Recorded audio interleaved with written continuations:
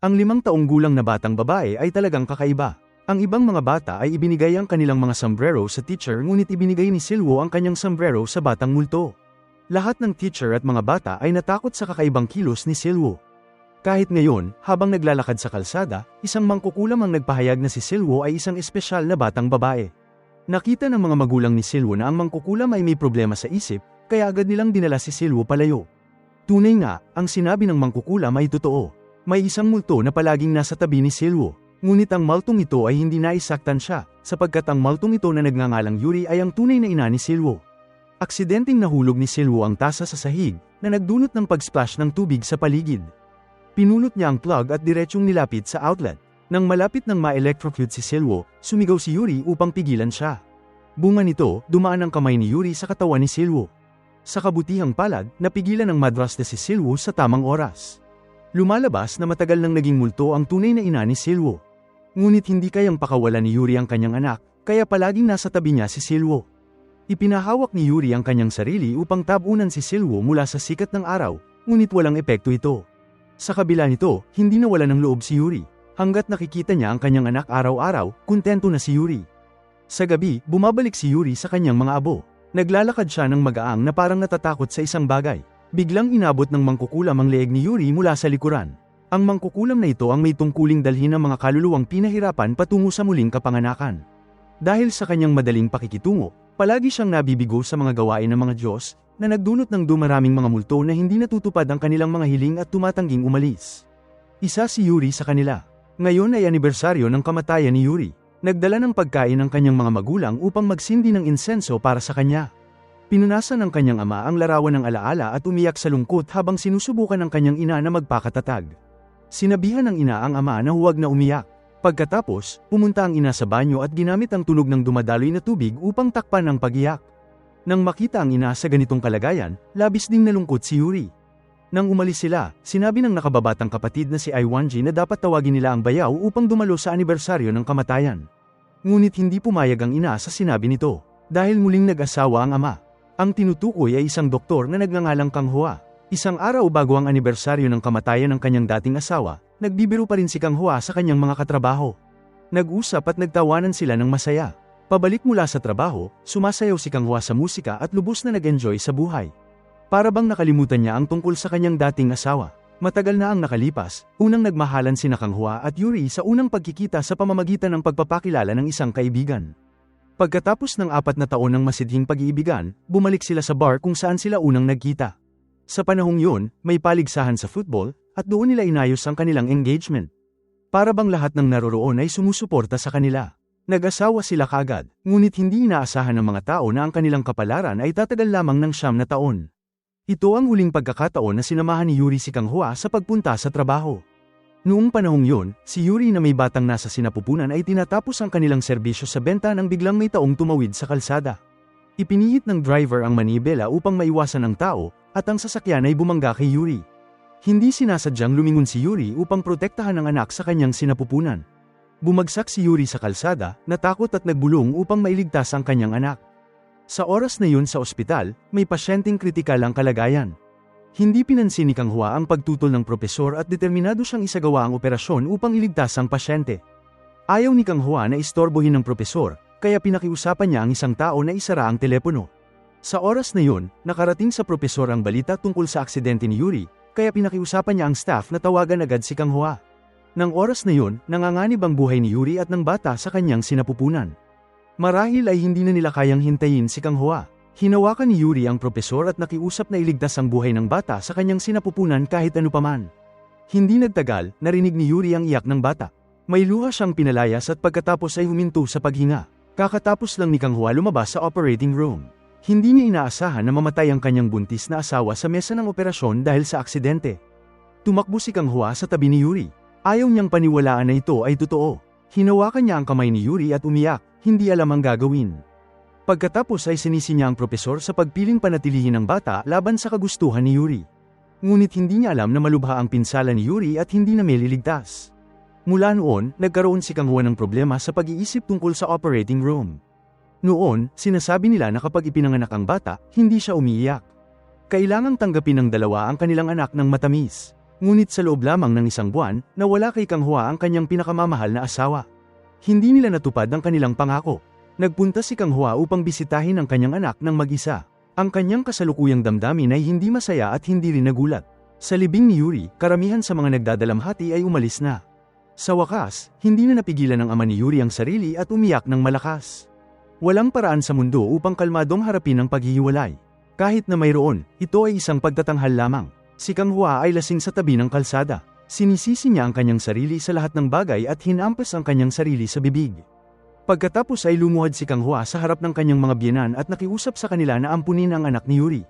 Agad tumanggi ang kanyang biyenan. Sa katunayan, ang biyenan ay isang taong may mabuting pag-unawa. Alam niya na ang tanging bagay na hindi kayang bitawan ni Kang Hua sa ngayon ay ang batang ito.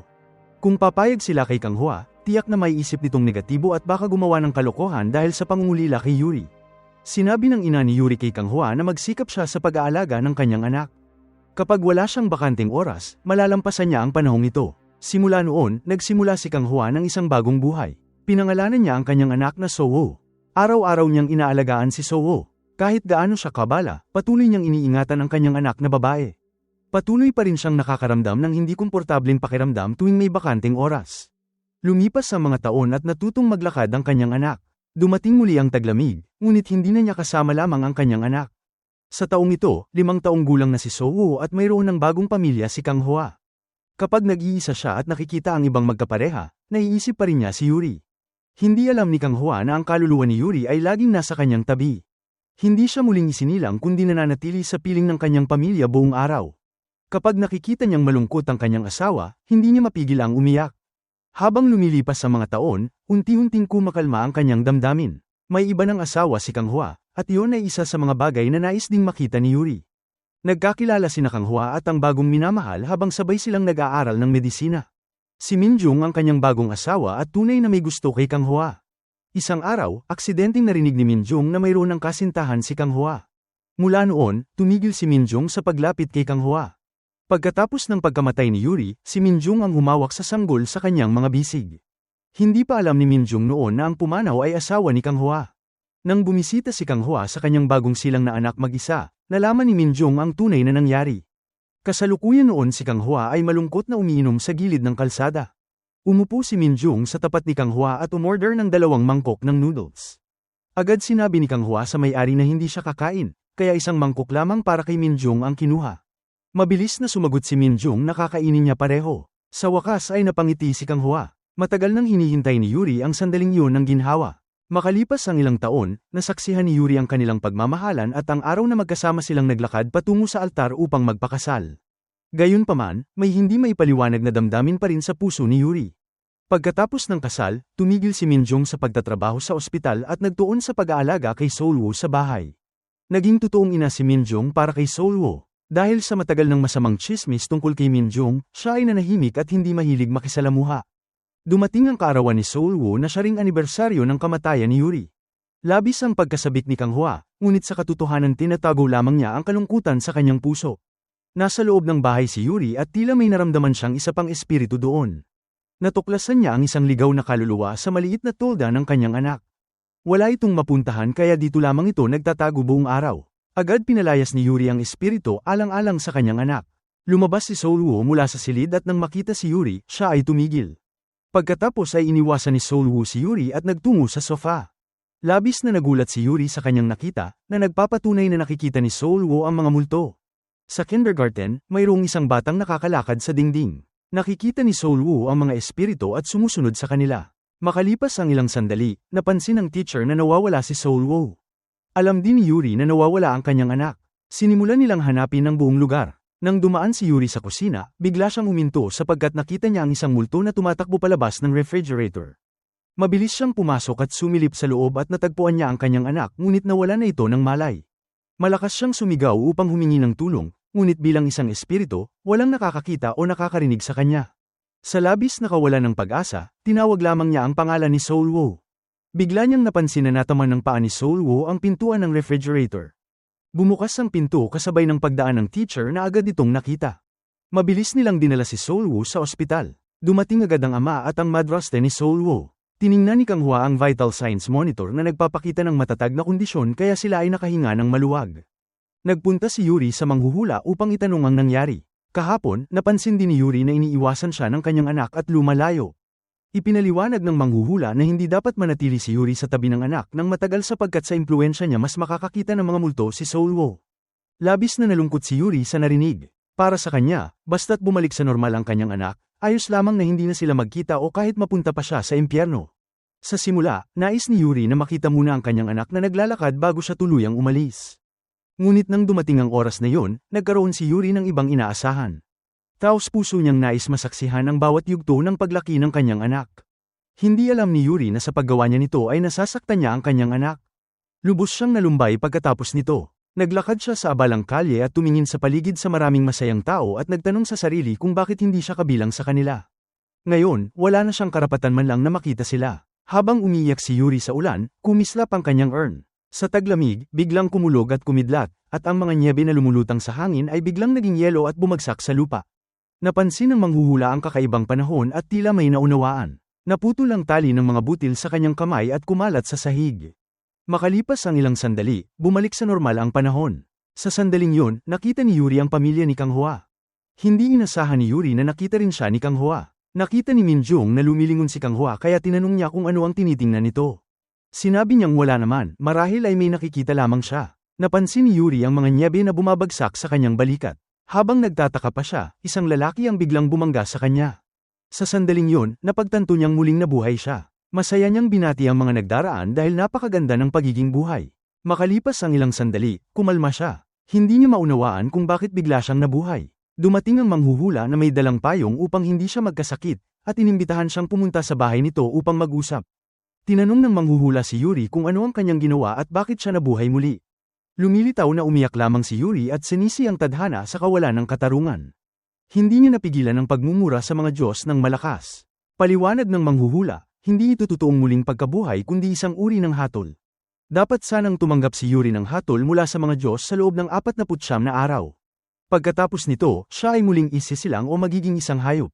Ayon sa manghuhula, kailangan ni Yuri na mabawi ang dati niyang posisyon sa pamilya sa loob ng 49 na araw, na nangangahulugang muli siyang magiging asawa ni Kang Hwa at magbabalik bilang ina ni Seolwoo. Kapag nagtagumpay siya, tunay siyang mabubuhay muli. Kung mabaigo siya, hindi alam ng manghuhula kung sa anong nakakatakot na anyo siya muling isisilang sa susunod. Ngunit muling nag-asawa si Kang Hwa, kaya ayaw gawin ni Yuri yun. Ang unang pinuntahan ni Yuri matapos siyang mabuhay ay ang kanyang mga magulang. Ngunit may sakit sa puso ang kanyang ina, kaya matapos mag-isip si Yuri ay umalis na lamang siya. Narinig niya pagkatapos ang kanyang mga magulang na nakikipag-usap sa kanyang nakababatang kapatid. Mabilis siyang nagtago sa likod ng kotse. Habang naglalakad ang pamilya ni Yuri kasama ang aso, bigla itong lumapit sa kanya. Nagtaka ang ina ni Yuri ngunit hindi siya nito nakita. Pagkatapos nito, nagtungo si Yuri sa pub ng kanyang kaibigan ngunit sarado ito.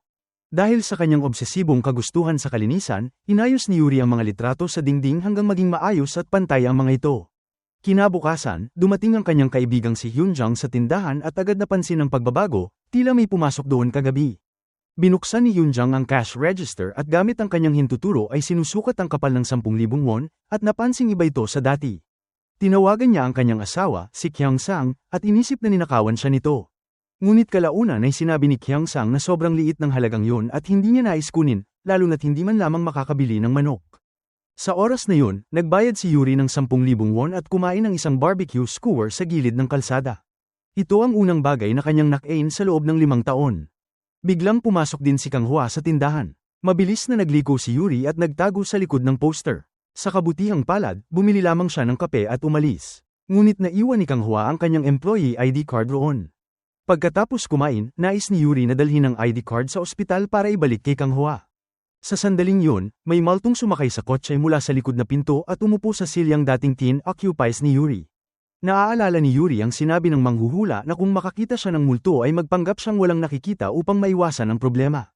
Pagdating niya sa ospital, iniabot ni Yuri ang ID card ni Kang Hwa sa receptionist. Napansin ito ni Kyongsang na napadaan doon, at sa pagkalito ay ipinikit niya ang kanyang mga mata, umaasang guni-guni lamang ito. Pagdilat niya muli, wala na siyang nakita, sapagkat tumakbo na si Yuri matapos siyang makita. Nang matanggap ni Kang Hwa ang ID card, napansin niyang pabaligtad ito. Nang ilagay niya sa tamang posisyon, nakita niyang may guhit na ang kanyang larawan.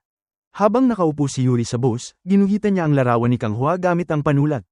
Matapos matawa, kinabahan si Yuri sapagkat ballpen ang kanyang ginamit kaya hindi matanggal kahit sa laway. Wala siyang ibang magawa kung hindi ibaligtad ang card. Naalala ni Kang Hua na ginamit na ni Yuri ang ganitong paraan upang asarin siya noon, lalo na't may nakasulat pang dalawang salita, tanga. Tinanong ni Kang Hua ang kanyang kasamahan kung sino ang nagpadala nito. Ngunit bago siya nakarinig ng sagot, may isa pang doktor na pumasok ng nagmamadali. May emergency sa ospital, isang pasyente na may nabaling puso ang nangangailangan ng agarang operasyon. Kulang sa tauhan ng Departamento ng Thoracic Surgery, kaya lahat ng doktor ay nag-ooperate. Pinilit si Kang Hua mula sa outpatient clinic na magsagawa ng operasyon. Pagkatapos ng lahat, dating thoracic surgeon siya. Dahil sa pagkamatay ng kanyang asawa 5 taon na ang nakalipas, palaging nakatuon si Kang Hua sa operating room. Ngayon, tanging ang pagsubok na mag-opera upang iligtas ang buhay ng tao ang kaya niya. Hindi naglaon, nagsimulang mahirapan siyang huminga. Muling lumitaw sa isip niya ang larawan ng bangkay ni Yuri na nakahiga sa kama ng ospital. Hindi pa rin nagawa ni Kang Hua ang dapat gawin. Sa huli, hindi pa rin nila natapos ang operasyon. Galit na iniiwasan ni Professor Jiang ang pagsaway kay Kang Hua. Pagkatapos ay inalis niya ang medical certificate ni Kang Hua at itinapon sa sahig. Tinanong niya si Kang Hua kung anong kwalifikasyon ang mayroon siya upang maging doktor. Kung hindi natapos ni Professor Jiang ang operasyon ng maaga at pinilit niyang kunin ang pamamahala, namatay sana ang pasyente dahil kay Kang Hua. Sa kabilang banda, si Yuri ay bagong muling binuhay ng mga Diyos at ang unang taong nakilala niya ay ang kanyang anak na babae. Pumunta si Yuri sa bintana at nakita ang batang multo mula noon.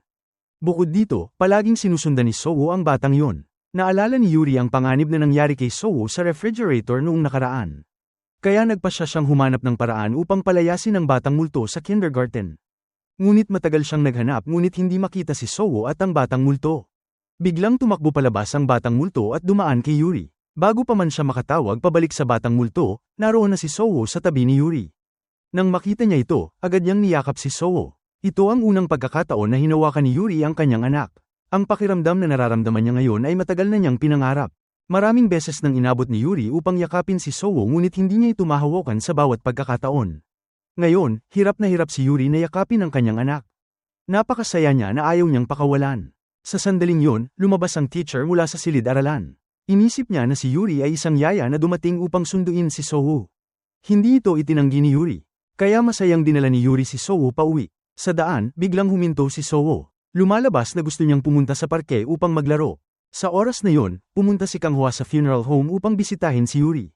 Ngunit tinawagan siya ni Minjang at hindi nila mahanap si Sowo. Sa kasalukuyan, bulag si Yuri sa kaligayahan na ito. Lubos siyang nakatuon sa kanyang sariling mundo at aksidenteng nailipad si Sowo mula sa swing. Agad na tumakbo si Yuri upang tulungan si Sowo na tumayo. Nang makita ang nasugatang kamay ng kanyang anak, labis siyang nasaktan. Umiiyak si Yuri at humingi ng tawad kay Sowo. Patuloy pa ring naghahanap si Minjang at ang iba kay Sowo. Sa oras na yon, narinig ni Kang Hua ang pag-iyak ni Yuri. Biglang huminto si Kang Hua. Maingat niyang tiningnan ang direksyon ng pinanggagalingan ng iyak. Biglang nakita ni Kang Hua si Yuri. Ngunit nagulat din siya. Ang asawa na nawala kay Kang Hua sa loob ng 5 taon ay muling lumitaw sa kanyang harapan. Nagulat din si Yuri na muling makita ang kanyang asawa. Iniabot ni Kang Hua si Sowo kay Minjang. Wala nang oras si Kang Hua upang ipaliwanag kay Minjang. Pagkatapos noon, tumakbo si Kang Hua upang makipagkita kay Yuri. Habang nais ni Yuri na itanggi ang lahat, inilagay ni Kang Hua ang identification card sa harap niya. Kaya hindi niya maiwasang aminin na siya ay si Yuri. Ngunit hindi sinabi ni Yuri kay Kang Hua na siya ay isang multo noon at nahahatulan siya makalipas ang 49 na araw. Dinala ni Kang Hua si Yuri sa hotel muna. Pagkatapos ay iniwan niya ang kanyang credit card at sinabi na bibisita siya muli bukas. Nang makauwi si Kang Hua, tinanong siya ni Minjang kung sino ang samando kay Sowo. Sumagot si Kang Hua ng malabo na isa lamang itong kaibigan. Nang makita na ayaw niyang magsalita, hindi na nagtanong si Minjang. Sa oras na yun, patuloy na natatanggap ni Kang Hua ang mga mensahe sa telepono tungkol sa pera na nababawas. Si Yuri ang umorder ng maraming pagkain. Napuno ng pagkain ang mesa sa silid ni Yuri. Pagkatapos, inilabas niya ang maraming bote ng beer mula sa refrigerator. Sa wakas, makakakain siya ng buong pagkain. Noon, bilang isang multo, maaari lamang siyang manood habang kumakain at umiinom ang iba. Ngunit hindi siya makakain. Kinabukasan ng umaga, nagising si Yuri sa hotel. Naramdaman niyang hindi niya dapat sayangin ang 49 na araw na ito. Iniisip ni Yuri na kailangan niyang harapin muna ang batang multo sa tabi ng kanyang anak. Ngunit nalaman ng ibang mga multo ang tungkol sa muling pagkabuhay ni Yuri. Pinakiusapan siya ng mga ito na ipasa ang mensahe sa kanyang mga buhay na kamag-anak. Ngunit tumanggi si Yuri. Kung darating lahat ng multo upang ipasa ang mensahe sa kanilang mga kamag-anak, Masasayang ang 49 na araw ng muling pagkabuhay ni Yuri. Narinig ng maraming multo ang kanilang pag-uusap, kaya pinalibutan nila si Yuri. Ngayon, naintindihan na rin ni Yuri kung bakit sinabi ng mangkukulam na panatilihing lihim ang kanyang muling pagkabuhay. Halos nakatakas siya sa kanila nang makita niya ang kanyang ina. Ngayon, medyo payat na ang kanyang ina. Bukod dito, muling bumalik ang problema sa kanyang tuhod. Sa oras na yun, patuloy na natatanggap ni Kang Hua ang mga mensahe tungkol sa pera na nababawas. Natuklasan niya na ginagamit ni Yuri ang kanyang credit card upang bumili ng mga medikal na produkto. Hinulaan niya na gusto nitong bisitahin ang kanyang tunay na mga magulang. Kaya agad siyang tumawag kay Iwanji. Sinabi ni Kang Hua kay Iwanji na bigyan muna ng sedatives ang ama at ina ni Yuri dahil maaaring may mangyari sa susunod. Pagkatapos niyang sabihin yun, agad siyang nagpunta sa bahay ng mga magulang nito. Pinagalitan ng ina si Iwanji nang malaman niyang darating ang kanyang manugang. Hindi niya papayag ang magkaroon ng anumang kaugnayan ng kanyang pamilya sa kanya. Dumating si Kang Hua sa bahay ni Yuri at tinanong si Iwanji kung may mga bisita. Sa oras na yun, nakita ni Kang Hua ang maraming pandagdag sa pagkain na nakakalat sa sahig. Mukhang mas nauna nang pumunta si Yuri doon. Kung ayaw ni Yuri na malaman ng kanyang pamilya, hindi rin pwedeng ipagsabi ni Kang Hua. Sa mga sandaling yun, nasa kindergarten na si Yuri ng kanyang anak na babae. Nakita niya ang batang multo na matagal nang sumusunod kay Soo. Tinawag ni Yuri ang batang multo upang mag-usap. Binigyang diin niya na hindi dapat lumitaw ang bata sa kindergarten dahil magdudulot ito ng pagkakasakit sa mga bata. Tumayo si Yuri at nais na dalhin ang bata sa ibang lugar. Nakita ng teacher ang kakaibang kilos ni Yuri at agad na tumakbo palabas. Sinamantala ng batang multo ang pagkakataon upang tumakbo papasok sa silid-aralan. Gustong habulin ni Yuri ngunit siya ay pinigilan ng teacher. Sa sandaling yun, nakita ni Yuri ang anunsyo ng trabaho sa pintuan. Kaya nag-apply siya para sa trabahong ito. Sa oras na yun, makikita niya ang kanyang anak at mapapalayas ang mga maltong nakapaligid dito. Kinahapunan, dumating si Kang Hua upang sunduin ang kanyang anak at umuwi. Mula sa salamin ng pinto, nakita niyang magkasama si Yuri at ang anak. Naramdaman niyang napakalaki ng kanyang pagkakautang kay Yuri. Tumalikod si Kang Hua at umalis, nais niyang bigyan sila ng mas maraming panahon na magkasama. Hindi nagtagal, tumawag si Minjong kay Kang Hua at sinabi na nais niyang sunduin si Soo. Nais pigilan ni Kang Hua si Minjong ngunit nabigo siya. Kahit hindi pa nakikilala ni Minjong si Yuri, nakita na niya ang larawan nito. Bukod pa rito, iniisip ni Kang Hua na hindi pa alam ni Yuri na siya ay muling nag-asawa. Kung papayagan niyang magkita ang dalawa, magiging mahirap ipaliwanag ang sitwasyon. Sa oras na yun, nasa malapit na sa kindergarten si Minjong kaya tumakbo ng diretsyo si Kang Hua papunta doon. Kinailangan niyang sunduin ang anak bago dumating si Minjong. Sa oras na yun, narinig ni Soo ang tinig ni Minjong at tumakbo palabas. Sumunod agad si Yuri sa likod ni Soo. Sa huli, nagkita sina Yuri at Minjong. Lubos na nagulat si Minjong nang makita si Yuri. Sa sandaling yon, dumating rin si Kang Hua. Bago pa man magpaliwanag si Kang Hua, lumabas ang teacher at tinawag si Yuri para sa isang panayam. Sa kanilang pag-uwi, tinanong ni Minjong si Kang Hua kung hindi ba siya nagkaroon ng pakiramdam na ang taong nakita nila ay kamukha ng kanyang dating asawa. Tumigil si Kang Hua at iniwasang sabihin ang totoo, ngunit hindi niya alam kung paano sasabihin. Sa huli, hindi niya pa rin nasabi. Kinagabihan, pumunta si Kang Hua sa hotel upang humingi ng paumanhin kay Yuri tungkol sa kanyang muling pag-aasawa. Sinabi ni Yuri na siya ay patay na kaya kailangan nitong magpatuloy sa buhay. Wala raw dapat ipagpaumanhin si Kang Hua. Binigyan ni Kang Hua si Yuri ng telepono bago umalis. Bumalik si Yuri sa kanyang silid at nag-login sa dating social media account. Natuklasan ni Yuri na maraming nilalaman ang napost ng kanyang pinakamatalik na kaibigan na si Hyunjang tungkol sa pagkamis sa kanya. Labis na nasaktan si Yuri at aksidenteng napindot ang like button. Binuksan ni Hyunjang ang kanyang telepono nang makatanggap ng abiso at natakot dahil matagal nang wala si Yuri at nagustuhan nito ang kanyang post. Nag-alala si Yuri at hindi alam ang gagawin. May 49 na araw lamang siya upang muling mabuhay. Ang tanging hangarin niya ay maalis ang mga maltong nakapaligid sa kanyang anak. Dumaan si Yuri sa manghuhula at humingi ng ilang anteng-anteng. Gumamit ang manghuhula ng kulay na printer upang mas-produce ng mga anteng-anteng. Pumunta si Yuri sa kindergarten at nakita pa rin niyang sinusundan ng batang multo ang kanyang anak. Sinundan niya ang bata hanggang sa kusina. Muli na namang nagtago ang bata sa loob ng refrigerator. Binuksan ni Yuri ang pinto ng refrigerator at itinapat ang anteng-anteng sa harap ng bata. Kakaiba sapagkat labis na natuwa ang bata sa paglalaro ng anteng-anteng. Halos malunok ng bata ang anteng-anteng ni Yuri. Naisip ni Yuri na niloloko siya ng manghuhula. Ngunit sa katotohanan, hindi siya niloko nito. Tanging sa pagkakaalam ng mga multo na sila ay patay na gag-ana ang anteng-anteng. Malinaw na ang batang ito ay hindi alam na patay na siya. Sa oras ng pagkain, binigyan ni Yuri si Soo ng maraming karne. Pagkatapos, kinuha ni Yuri ang kutsara mula sa nakatatandang teacher na nakatayo sa tabi niya at nag-scoop ng ilang tuyong pagkain mula sa sabaw para kainin ni Soo. Hindi alam ng nakatatandang teacher na anak ni Yuri si Sowo kaya sinabi nitong kakaiba ang bata. Ilang mga magulang ang natakot na maapektuhan ni Sowo ang kanilang mga anak kaya iminungkahi nilang ilipat si Sowo sa ibang klase. Nagalit si Yuri nang marinig ito. Sinabi niya na kung nais nilang maglipat, dapat nilang ilipat ang kanilang sariling anak. Ngunit totoong ang kakaiba si Sowo. Ang ibang mga bata ay ibinibigay ang kanilang sombrero sa teacher ngunit si Sowo ay patuloy na ibinibigay ito sa batang multo. Marahil ay nakita ni Sowo na hindi kayang pulutin ng bata ang anumang bagay mula sa sahig kaya nais lamang niyang tulungan ito. Habang dumadaan si Yuri sa dingding ng mga litrato, napansin niya ang batang multo sa seksyong pambahay na pagpapakilala. Lumilitaw na ang bata ay nag-aral sa kindergarten na ito bago siya namatay. Kaya yun ang dahilan kung bakit tumanggi siyang umalis. Pagkatapos ng klase, nakita niyang sinusundo ng mga magulang ang kanyang mga kaibigan at lalo siyang nadismaya. Patuloy pa rin niyang hinihintay ang kanyang ina na sunduin siya. Matapos umuwi ng lahat ng mga bata, lumapit si Yuri sa batang lalaki at tinanong kung naghihintay ba siya na sunduin siya ng kanyang ina. Kinabukasan, 3 hapon, nakahanap si Yuri ng dahilan upang lumabas. Lumalabas na sinabi na ni Yuri sa ina ng batang multo ang tungkol dito. Umaasa si Yuri na makakapunta ang ina ng batang multo upang sunduin ang kanyang anak. Dumating ang ina sa itinakdang oras. Nagtago si Yuri sa gilid at pinanood siyang magring ng kampanilya sa kindergarten. Sa wakas, naghintay ang batang lalaki na sunduin siya ng kanyang ina. Napakasaya ng batang lalaki, mahiyain na lumapit ang prinsipal upang magtanong. Sa sandaling yon, tumakbo ang bata patungo sa kanyang ina. Yumuko ang ina upang tignan siya. Yumuko rin ang prinsipal upang tanungin si Sowo kung ano ang nangyari.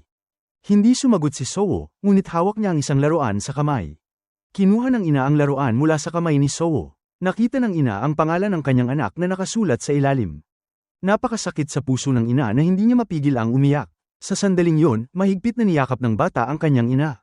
Sa pagtitig sa maliit na anyo ng batang sumusunod sa kanyang ina, medyo naantig si Yuri. Bagamat naabot na ni Yuri ang kanyang layunin, nakaramdam din siya ng kaunting kalungkutan. Bumalik si Yuri sa loob at narinig ang mga teacher na nag-uusap tungkol sa ina. Sinabi na ayaw ng ina na makipaglaro ang kanyang anak kay Sowo noong siya ay buhay, kaya pumunta siya sa kindergarten at nagkaroon ng gulo.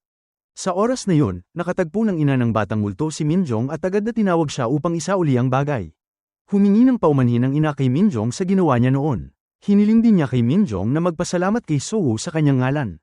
Matapos ang trabaho, naglakad pa uwi si Yuri. Nalulungkot pa rin siya sa nangyari kanina. Sa oras na yon, may lumapit sa kanya. Ang taong yun ay labis na nagulat na makita si Yuri. Ang taong yun ay ang matalik na kaibigan ni Yuri na si Hyunjang. Tiningnan ni Kyangsang ang kamera sa tindahan at labis na natakot. Ang matalik na kaibigan ng kanyang asawa na pumanaw 5 taon na ang nakalipas ay lumitaw sa kanyang tindahan. Nais niyang ibahagi ang mabuti at nakakatakot na balita sa kanyang asawa. Sa oras na yon, bumalik si Hyunjang sa tindahan. Mabilis na tumakbo si Kyangsang palabas at tinawagan ang kanyang asawa upang pumasok at tingnan ang kamera. Ngunit lalong nagulat siya nang makita si Yuri na nakatayo sa likod ng kanyang asawa. Hindi niya inaasahan na magiging kalmado ang kanyang asawa. Agad na tumakas si Kyangsang. Lumalabas na nakatagpo ni Hyunjang si Yuri sa kalye at dinala siya pabalik. Muli, kamanghamanghang nabuhay si Yuri, na hindi maintindihan ni Kanghua kahit gaano niya pag-isipan. Nag-aalala siyang maaaring mawala si Yuri anumang sandali. Biglang naisip niya na marahil may sagot online. Tunay nga, may balita tungkol sa kakaibang mga kamatayan at muling pagkabuhay. Ikinlik niya ito at ang laman ay nagsabi, "Bobo ka ba kung paniwalaan mo lahat?" Sa oras na yun, nagpadala si Kyangsang ng mensahe sa kanyang asawa na naroon si Yuri sa tindahan, kaya dapat siyang magmadali. Paglabas ni Kyangsang, dumating si Professor Jang sa opisina ni Kanghua. Maraming papel ang nasa mesa ni Kanghua, ngunit hindi niya makita si Kanghua. Tinanong niya ang nurse kung pumunta ba si Kanghua sa banyo. Sumagot ang mga nurse na natapos na niya ang trabaho. Sa unang pagkakataon sa 5 taon, nakauwi ng maaga si Kanghua, na ikinagulat ni Professor Jang. Samantala, tinanong nina Hyunjang at Kyangsang si Yuri kung paano siya nakabalik sa buhay at kung bakit hindi siya bumalik upang bisitahin ang kanyang mga magulang. Nakiusap si Yuri na hayaan lamang siya. Kailangan lang nilang bigyan siya ng 49 na araw. Sa huli, nirerespeto ng lahat ang opinyon ni Yuri. Kinabukasan, nagpatuloy si Yuri sa pagpapaalis ng mga multo sa kindergarten para sa kanyang anak. Ang pulang beans at ang magic charm ang kanyang mga mahiwagang kagamitan. May kabuuang 5 multo sa kindergarten, ngunit tumangging umalis. Sa oras na yon, isinasagawa ng mangkukulam ang ritual upang paalisan ang masasamang espiritu para sa iba nang matuklasan niyang nawala ang mga mahiwagang kagamitan. Sa oras na yon, ang 5 multo sa kindergarten ay natigil sa puno. Lumabas na ang mga mahiwagang kagamitan ay kay Yuri, kaya napilitan silang makipagkasundo at sumang-ayon kay Yuri na lisanin ang lugar na yon. Sa gabi, kumain si Yuri at Hyunjung sa convenience store. Tinanong ni Hyunjung si Yuri kung hindi siya curious tungkol sa kung anong klaseng tao ang madraste ng kanyang anak. Alam na ni Yuri ang lahat. Pagkatapos ng lahat, kasama niya ang kanilang espiritu sa loob ng 5 taon. Bawat gabi, binubuksan ni Minjung ang cabinet sa kusina. Nandoon ang isang bote ng soju na itinago niya. Sinabi ni Yuri na bagamat may kaunting autism si Minjung, tiyak na mabuting tao siya. Sa oras na yun, pumunta rin si Minjung sa convenience store. Natakot si Yuri na makilala siya ni Minjung, kaya mabilis siyang nagtago. Pumunta si Minjung sa convenience store upang kunin ang isang bote ng soju. Matapos ang ilang sandali ng pakikibaka sa loob, sumuko si Minjung. Kumuha siya ng isang lata ng beer at umupo sa tapat ni Hyunjung. Siya lamang si Hyunjung ang taong kausap ni Minjung sa ngayon. Nagkaroon ng problema sa health test ni Sowo ngayong umaga. Mababa ang kakayahan ni Sowo sa pag-iisip at wika. Inilagay ni Minjung ang lahat ng ito sa kanyang sarili. Bagamat hindi magaling makipagkomunika sa mga bata si Minjung, tinrato pa rin niya ang anak ni Yuri na parang sariling anak. Para kay Yuri, ang pagkakaroon ng ganitong ina na kayang palakihin at turuan si Sowo hanggang sa pagiging ganap na bata ay isang biyaya. Ngayon, nakaramdam ng pagkabahala si Kang Hwa dahil nag-organisa ang paaralan ng aktibidad para sa mga kamag-anak. Maiipit siya sa pagitan ni Yuri at Minjung. Sa aktibidad, lumabas si Minjung mula sa silid-aralan at tinawag si Kang Hwa pabalik. Sa oras na yun, mag-isa si Sowo. Kumuha si Sowo ng ilang pulang munggo mula sa ibang tao. Ang isang ina na nakaupo sa tabi niya ay nais na protektahan ng kanyang anak, kaya nagsabi ito ng ilang salita kay Sowo na huwag kumuha mula sa bahaging yun.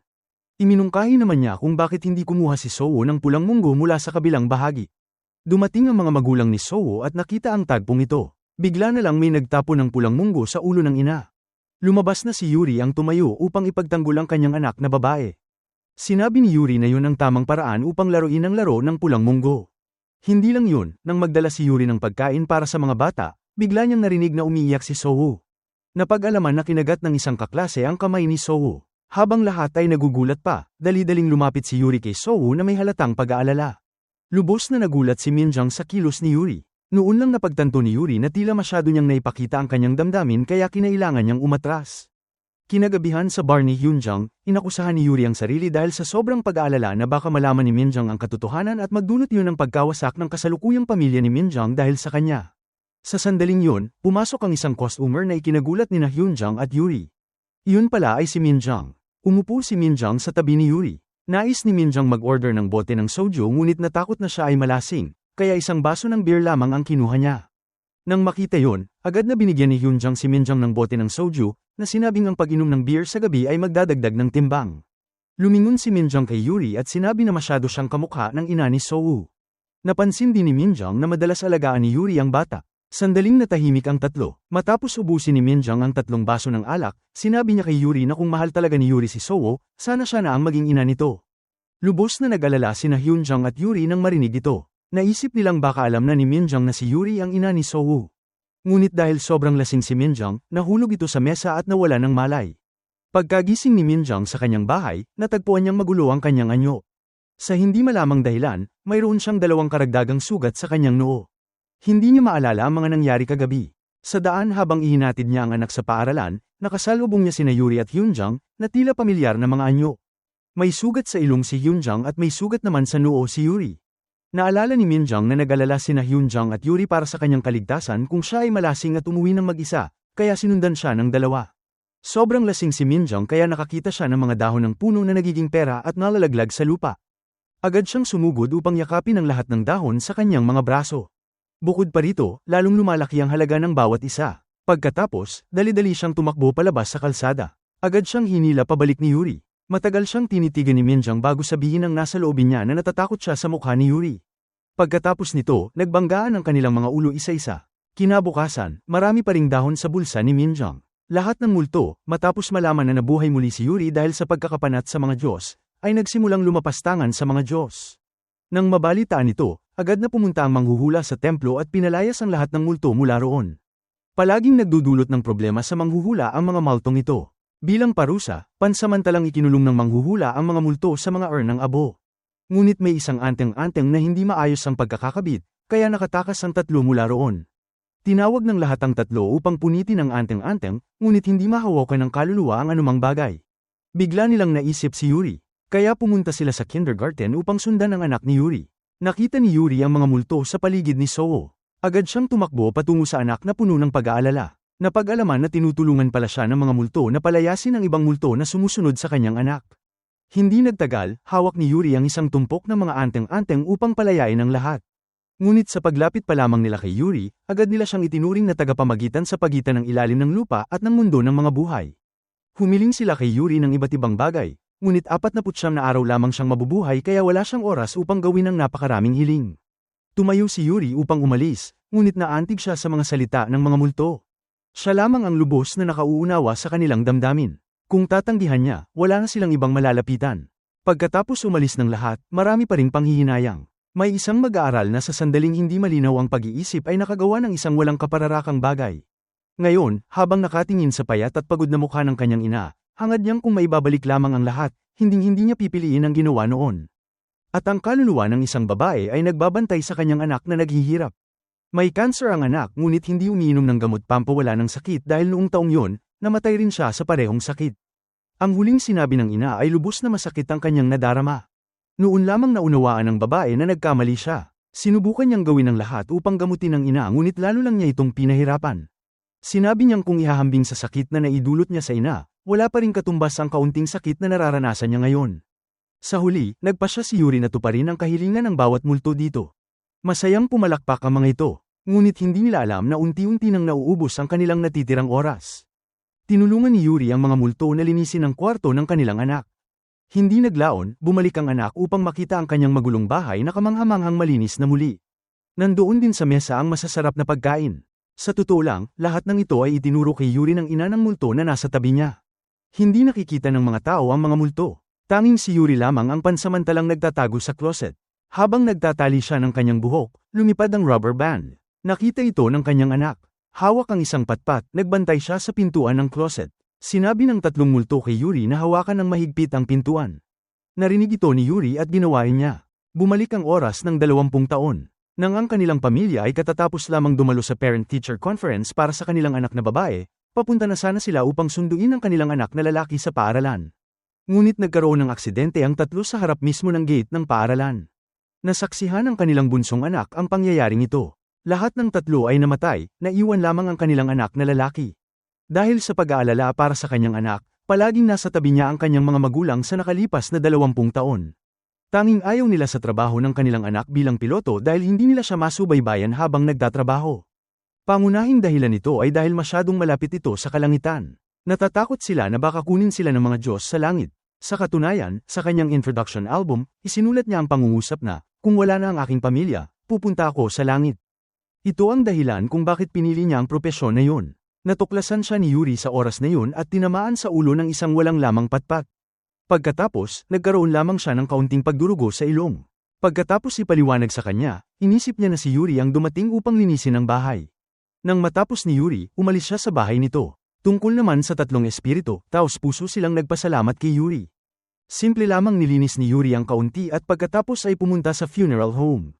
Biglang naging hindi pangkaraniwan ang katahimikan sa lugar. Dahil tanging isang bagay lamang ang magagawa ni Yuri para sa kanila, kailangang pag-isipan nila ng mabuti ang mahalagang pagkakataong ito. Labis na pinuri ng mangkukulam na namamahala sa lugar si Yuri dahil sa kabila ng paninirahan niya sa loob ng 49 na araw, natupad pa rin niya ang kahilingan ng ibang tao. Sa pagtatapos ng abalang araw, nakatagpo ni Yuri ang kanyang anak pauwi. Kasama si Minjung, nakita lamang nila si Soo na tumatakbo upang niyakap si Yuri. Sa sandaling yun, ngumiti si Yuri sa kabila ng mga luha. Labis siyang nagalak. Medyo nagulat si Minjung sa nakita niya. Ngunit ang kaligayahan ay palaging panandalian. Pagkatapos, kinuha ni Minjung muli si Soo mula kay Yuri. Naalala ni Yuri ang sinabi ni Minjung sa bar na dapat maging ina siya ni Soo. Lumiko si Yuri at tinanong si Minjung kung kaya niya ito. Lumalabas na gusto ni Yuri na maging yaya upang sunduin at ihatid si Soo. Gusto ni Yuri na maging kasama ng kanyang anak at sabay na mapamahalaan ang mga multo sa kanilang bahay. Ngunit hindi agad pumayag si Minjung. Sa daan pauwi, tinanong ni Minjung si Soo kung gusto niya si Yuri. Hindi nagatubili ang sagot ni Soo na gusto niya ito. Medyo nagselos si Minjung at sinabi na hindi siya kailanman nginitian ni Soo ng ganoon. Pagkatapos, hinaplos ni Soo ang kamay ni Minjung. Sinabi ni Soo na mas gusto niya si Minjung. Tiningnan ni Yuri ang dalawa na umaalis at nakaramdam ng kaunting kalungkutan. Sa sandaling yun, napagtanto ni Kang-hwa at Hyunjung na may mali. Paano bigla na lamang muling nabuhay si Yuri at nauunawaan ang nangyari sa nakalipas na 5 taon? Siguradong may itinatago siya. Nais nilang tulungan si Yuri ngunit hindi nila magawa. Natuklasan din ng mangkukulam na hindi dahil sa sumpa sa mga Diyos muling nabuhay si Yuri. Sapagkat noong araw na yon, ang buong grupo ng mga multo ay sumumpa sa konseho, ngunit walang sino man ang muling nabuhay. Dahil sa biglaang pag-alis ni Yuri, abala lamang ang kanyang ina sa trabaho upang makalimot sa kamatayan ni Yuri. Tinitingnan ng mga miyembro ng pamilya ang kanyang lalong payat na anyo, nakararamdam ng sakit sa puso ngunit walang magagawa. Ngunit hindi nila inaasahan na sa sandaling ito, si Yuri, na pumanaw na, ay nakatayo sa harap ng kanilang bahay. Sa ngayon, nalilito si Yuri at hindi nang ahas na pumasok sa bahay. Dahil muli siyang mamamatay, natatakot si Yuri na magdudulot ito ng pangalawang sakit sa kanyang pamilya. Nakita ng ama ni Yuri ang tonic sa sahig at medyo naguluhan. Ngunit ang mga tonic na ito ay napakabagay sa kanilang katawan. Maliban kay Yuri na nag-aral ng medisina at nakakaunawa sa kanilang kalusugan, ang ina ay naantig sa eksenang ito. Nagbisikleta siya papunta sa parke upang magpahinga. Nandoon din si Yuri sa oras na yon. Ngunit hindi sila nagtagpo. Pagkatapos, pumunta siya sa templo upang ipanalangin ang kanyang anak gaya ng dati. Nang siya ay aalis na, hinarang siya ng isang psychic. Sinabi ng psychic na ang anak na nawala sa kanya ay palaging naaalala siya. Umiiyak ang kanyang anak buong araw at hindi makaalis sa mortal na mundo. Pagkatapos ay binigyan ng psychic ang ina ng isang talisman na nagkakahalaga ng 9,000 won. Sa oras na yun, hinampas ng mangkukulam mula sa likuran ang psychic.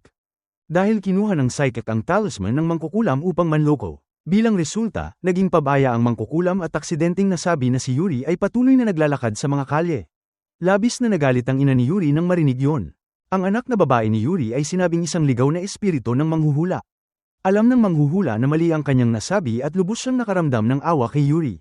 Si ama ni Yuri ay nasa bahay at palihim na tinitingnan ng isang litrato ng kanyang apo. Ito ay isang litratong itinago niya mula sa kanyang asawa at tumakbo pa siya papunta sa kindergarten upang magboluntaryo. Bigla namang umuwi ang kanyang asawa kaya mabilis niyang itinago ang telepono. Kinagabihan, natuklasan ng asawa na binago niya ang password ng telepono. Alam ni Iwanji ang bagong password kaya tinulungan niya ang ina upang mabuksan ito. Nadiskubre ng asawa ang sekreto ni ama ni Yuri. Hinanap niya ito at tinanong, ngunit sagot niya ay ayos lamang ang magboluntaryo. Sinabi ng asawa na hindi sapat na basta tingnan lamang ang bata. Ngayon, iniisip ni Soho na ang kanyang madrasta ay siya niyang tunay na ina. Paano kung matuklasan nito ang katotohanan? Miss na miss din ni ina ni Yuri ang kanyang apo, ngunit sa ngayon ang tanging nais nila ay magkaroon ng masayang pamilya si Soho. Sa huli, inabot ni ama ni Yuri ang delete button para burahin ang litrato nilang mag-apo. Nagpa siya ang manghuhula na sabihin pa rin kay Yuri ang nangyari ngayong araw. Nagkasundo silang magkita sa bar ni Hyunjang. Tinanong ni Hyunjang ang manghuhula kung bakit muling nabuhay si Yuri, ngunit ang ganitong bagay ay hindi madaling pag-usapan. Habang namimili si Hyunjang, ikinwento ng manghuhula na nakilala niya ang ina ni Yuri ngayong araw at patuloy siyang humihingi ng tawad kay Yuri. Nang bumalik si Hyunjang, aksidente niyang narinig ang manghuhula na sinasabi kay Yuri na hindi mahalaga kung bakit pinayagan ng Diyos na mabuhay muli si Yuri. Mas mahalagang bumalik siya upang maging asawa ni Kang Hwa at ina ni Soho sa loob ng 40 araw. Kung hindi, muling mamamatay si Yuri. Sa ganoong paraan lamang magiging masaya ang buong pamilya. Tumanggi pa rin si Yuri. Narinig ito ni Hyunjang at bigla siyang pumasok. Naunawaan niya ang lahat. Hindi inaasahan ni Hyunjang na aalis muli si Yuri. Tinawagan niya si Kang Hwa upang sabihin ang katotohanan at hingin na ibalik ang posisyon ni Yuri. Mabilis na kinuha ni Yuri ang telepono ni Hyunjang at nakiusap na huwag nang makialam. Sinabi ni Yuri na wala na siyang lugar sa puok na ito. Nagkaroon sila ng mahabang pagtatalo hanggang sa magsimulang umiyak si Yuri. Sa huli, napilitang magkompromiso si Hyunjang at nilapitan si Yuri upang aliwin siya. Sa mga oras na yon, napadaan ang ina ni Yuri sakay ng bisikleta. Napansin pa rin niya ang dalawa at patuloy na tinititigan si Yuri hanggang sa siya ay bumagsak at nawala ng malay. Nasa ospital na sila ng mga sandaling yon. Naalala ng ina ang isang panaginip 2 taon na ang nakalipas, kung saan sinabi ng monghe na kapag namatay ang mga magulang ay 3 taon lamang ang pagluluksa, at ang kamatayan ay likas na bagay. Ngayon ay panahon na upang kalimutan si Yuri. Para sa ina, tila ito ay malupit. Dinala niya si Yuri sa sinapupunan sa loob ng 10 buwan at pinalaki sa loob ng 30 taon. Ngunit sinabihan lamang siya ng monghe na kalimutan ito sa loob ng 3 taong maikli. Lubos niyang ninanais na muling makita si Yuri kahit isang beses lang. Nang marinig ni Kang Hwa na nasa ospital ang kanyang biyenan, nagsinungaling siya kay Minjang at sinabing may agarang operasyon ng ospital na nangangailangan ng kanyang tulong. Pagdating ni Kang Hwa sa ospital, nagising na ang ina ni Yuri. Hinawakan niya ang kamay ni Kang Hwa at sinabing tila may nakita siya ngunit hindi siya sigurado. Bago pa man niya matapos ang sasabihin, nakita niya si Yuri sa kanyang tabi. Umupo siya at hinaplos ang mukha ng anak, siguradong ito nga si Yuri. Umiiyak din si Yuri at tinatawag ang kanyang ina. Dumating ang ama at kapatid ni Yuri nang marinig ang balita. Nakita nila ang mag-ina na mahigpit na magkayakap at umiiyak. Bagaman hindi nila lubos na maunawaan, tunay na nasa harapan nila si Yuri. Ang taong matagal na nilang hinahangad ay biglang bumalik. Naluha rin si Iwanji sa pagmamakita. Muling nakabalik si Yuri sa kanyang pamilya. Kinagabihan, natulog si Yuri sa piling ng kanyang ina at nag-usap silang mag-ina ng taimtim. Noon pa man, bilang isang kaluluwa, nasa tabi na siya ng kanyang ina ngunit hindi siya naramdaman ito. Para sa ina, tila isang panaginip ang lahat. Kinabukasan, maagang lumabas si Yuri at nakita niya sa labas ng pintuan ang isang ulat ng pagsusuri na dinala ni Kang Hwa. Naalala ni Yuri nung unang pagkikita nila ni Kang Hwa. Pinili niyang magtrabaho sa departamento ng thoracic surgery dahil sa ina ni Yuri. Sinabi ni Kang Hwa na kung sakaling magkaroon ng problema sa puso ang ina ni Yuri, mas mabuti nang may doktor sa tabi niya palagi. Nangako siyang aalagaan ang ina ni Yuri habang buhay. Lubos na naantig si Yuri sa kanya. Ngunit nang mamatay si Yuri, nagpunta pa rin sa ospital ang kanyang ina ngunit hindi na kinausap si Kang Hwa. Palihim na patuloy tinutulungan ni Kang Hwa ang ina ni Yuri na magpa-check up. Noong isa pa siyang multo, nakita ni Yuri ang lahat ng ito. Lubos niyang naramdaman ang kasiyahan na nakilala niya si Kang Hwa sa buhay na ito. Patuloy pa ring nagtatrabaho si Yuri sa kindergarten bilang isang chef. Nang makita niya ang anak na papasok sa paaralan, kusa siyang kumilos upang palitan ang sapatos ng bata. Alam ni Minjang na gusto ni Yuri si Sowo. Bago umalis, binigay ni Yuri kay Minjang ang 2 lata ng kape. Sinabi ni Minjang na hindi niya gusto ang ganitong uri, at mas gusto niyang uminom ng Amerikano. Hindi mapigilan ni Yuri ang pagtawa dahil noong siya ay multo, nakikita niyang umiinom ng ganitong uri si Minjang buong araw. Hindi rin naiintindihan ni Minjang kung paano alam ni Yuri na gusto niyang uminom nito.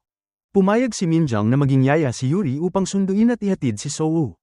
Pagkatapos ng klase, naghanda si Yuri ng isang anteng-anteng at kumuha pa ng higit pang pulang beans. Gusto ni Yuri samantalahin ang pagkakataong ito upang pumunta sa kanilang bahay at paalisin ang mga espiritu sa loob. Inisip ni Yuri na gumaling na ang karamdaman ng kanyang anak. Ngunit nang dinala niya si Sowo upang kumain sa gilid ng kalsada, paulit-ulit na tumitig ang mga mata ni Sowo sa espiritu ng isang lalaki. Sa unang tingin pa lamang, alam ni Yuri na ang taong ito ay isang multo. Lumilitaw na walang epekto ang pagpapaalis ng mga espiritu sa paligid ni Sowo. Nakikita pa rin ni Sowo ang mga multo. Nang pumasok si Yuri sa bahay, may multo na lumipad sa kanyang harapan. Hawak ni Yuri ang mahiwagang sandata ng mangkukulam at mabilis na hinabol ang multo. Agad na nagtago ang multo sa silid ni Kang Hwa at Minjang. Nang buksan ni Yuri ang pinto, nagatubili siya. Dahil dati, bilang isang multo, itinakda ni Yuri sa kanyang sarili ang panuntunang hindi kailanman pumasok sa kanilang silid tulugan. Ngunit ngayon, dahil sa kanyang anak, hindi na niya gaanong pinansin ito. Nang makita ni Yuri na nasa dressing table ang kanilang mga litrato sa kasal, nakaramdam pa rin siya ng kaunting pagkadismaya. Sinabi niyang tila wala rin ang mga multo sa paligid at muntik nang umalis sa silid. Ngunit agad niyang ginamit ang mahiwagang sandata ng mangkukulam upang hulihin ang iba pang mga multo. Lumalabas na niloko lamang niya ang mga multo upang mawalan sila ng pagbabantay at mas madali silang mahuli.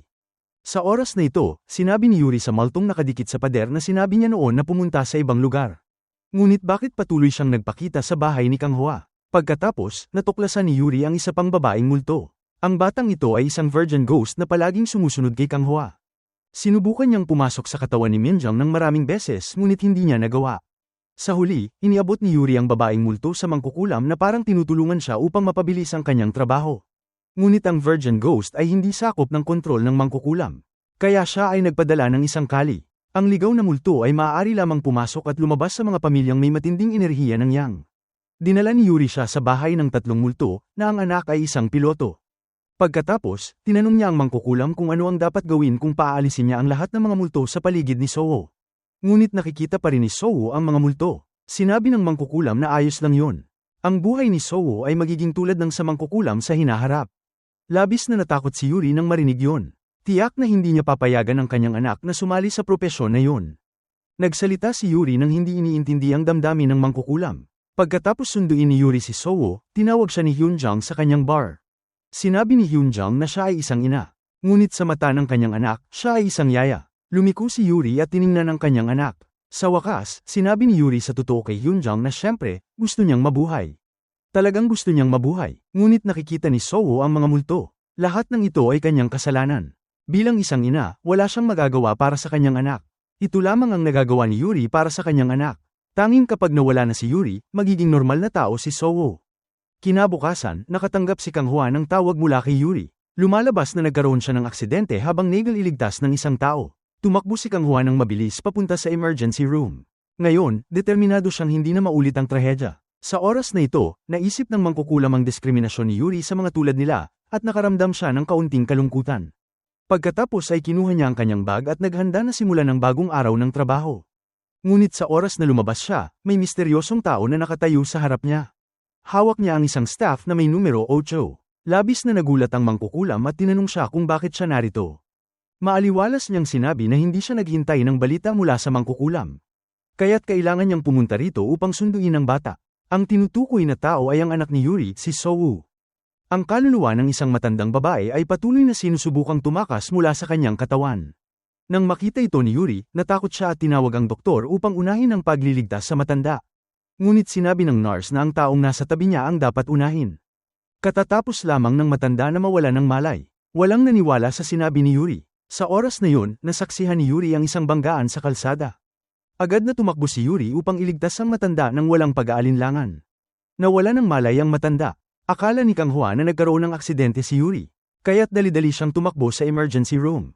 Nang makita ni Kang Hwa na ligtas at maayos si Yuri, huminga siya ng maluwag. Sinabi ni Yuri na malapit nang mamatay ang matanda sa loob. Sinabi niya sa kanya na pumasok at iligtas ang matanda. Pagkatapos, kinuha ni Kang Hwa ang flashlight at tiningnan ang kanyang mga pupil.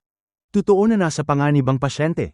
Sinabi niya sa nurse na tawagan ng cardiology department dahil delikado ang pasyente. Pagkatapos ng ilang sandali, dumating si Kang Hwa at sinabi na tapos na ang panganib. Kailangan lamang maghintay ang pamilya, at saka maaari isagawa ang operasyon. Nagtataka si Kang Hwa kung paano nalaman ni Yuri na malapit nang mamatay ang matandang babae. Sinabi ni Yuri na ginamit niya ang tinatawag niyang ika-6 na sentido. Mula nang bumalik si Yuri sa buhay, palaging nasa tabi niya ang kanyang ina. Ayon sa ina ni Yuri, sa pagkakataong ito, kahit mamatay siya, payapa na ang kanyang kalooban. Habang naglalakad, nadaanan nila ang isang tindahan ng damit. Nakakita si Yuri ng isang bestida at agad itong binili upang ibigay sa kanyang nakababatang kapatid. Pagdating ng gabi, nalaman ni Yuri na kinuha ng kanyang kapatid ang bestida at dinala sa kanyang silid. Lumalabas na binili rin pala ng kapatid ang parehong bestida matapos magtrabaho. Pareho silang nagulat dahil pareho nilang naisip na bumili ng parehong damit para sa isa't isa. Noon, nagkaroon sila ng malaking pagtatalo dahil sa isang set ng damit. Bawat isa ay kumuha ng gunting para sirain ang damit ng isa. Nang mawala ng matinong pag-iisip si Yuri, pinutol niya sa kalahati ang damit ng kapatid. Nagalit ang kapatid at nagagawan sila. Matapos nito, namatay si Yuri sa isang aksidente. Lubos na nalungkot ang kanyang kapatid at hawak pa rin ang damit habang iniisip si Yuri. Patuloy itong tinatawag ang pangalan ng kapatid, at naroon si kaluluwa ni Yuri, nakikita ang lahat at inaaliw ang kapatid. Pareho silang nakaramdam ng panghihinayang sa puso. Nang makatulog si Yuri, umupo ang kanyang ama sa gilid ng kama at naalala kung gaano sila kadurog nung mawala ang anak. Ngumigiring si ama nang magising si Yuri at labis siyang naapektuhan, nais pa sana niyang aliwin ang ama ngunit mas lalo lamang itong napaiyak. Patuloy pa rin sa trabaho si Yuri sa kindergarten tulad ng dati. Isang bata ang nagsabi ng sekreto, narinig daw niyang gustong iwanan ng ina ni Soo ang bata. Labis itong ikinagalit ni Yuri dahil ayaw niya ng chismis tungkol sa kanyang anak. Tinanong niya ang pinagmulan ng balita, at sinabi ng bata na narinig niya ito mula sa usapan ng mga magulang. Noon pa pala, ikinakalat ng ina ng bata ang balita na maghihiwalay na sina magulang ni Soo, at aksidente pa itong napadala sa group chat ng mga magulang sa kindergarten. Nakita ito ni Hyunjang at labis siyang nagalit. Sa mga oras na yon, pumunta rin si Rin ng galit sa tindahan ni Hyunjang. Nabasa rin ni Minjang ang mensahe. Dahil dito, nagsama-sama sina Hyunjang, Yuri, at Minjang muli. Nagmungkahi si Minjang ng plano na gumamit ng dahas laban sa mga nagpapakalat ng chismis. Nagbihis sila at naghanda. Una, pumasok ang 3 babae sa kindergarten upang harapin ang mga nagkalat ng balita. Samantala, magkasama sina Kang Hwa at ang anak. Tinanong ni Kang Hwa kung saan idikit ang sticker. Idinikit ito ni Soo sa family photo nilang 3 at binanggit ang isang pangalan, *Yuri. Nabigla si Kang Hwa dahil mula nang bumalik sa buhay si Yuri ay binago na niya ang pangalan niya. Paano nalaman ni Soo ang tunay na pangalan ng biolohikal na ina, samantalang wala siyang kaalaman ukol dito? Ngayon lamang bigla itong nabanggit ni Soo. Agad pinuntahan ni Kang Hwa si Yuri at ikinwento ang nangyari. Tinitigan ni Yuri ang litrato at agad niyang naunawaan na hindi dahil nakakita ng multo si Soo sa huli, kundi palagi na pala niyang alam ang tungkol kay Yuri. May ibang mga kaluluwa rin na madalas banggitin ang pangalan ni Yuri sa harap ni Soo, kaya nalaman nito ang kanyang tunay na pangalan. Lubos na sinisi ni Yuri ang sarili dahil ayaw niyang magdalamhati si Kang Hwa. Hindi pa rin niya sinabi na siya ang multong nagbantay sa kanila sa loob ng 5 taon. Habang pauwi si Yuri, bigla siyang hinarang ng isang estranghero. Isa pala itong kasamahan ng manghuhula. Inakala lamang ni Yuri na isa itong nagdaraan, kaya hindi niya pinansin at lumakad palayo. Ngunit inilahad nito ang kanyang tungkod at agad na nilamon si Yuri ng kakaibang puwersa. Noon lang niya naintindihan na hindi pangkaraniwang tao ang lalaki.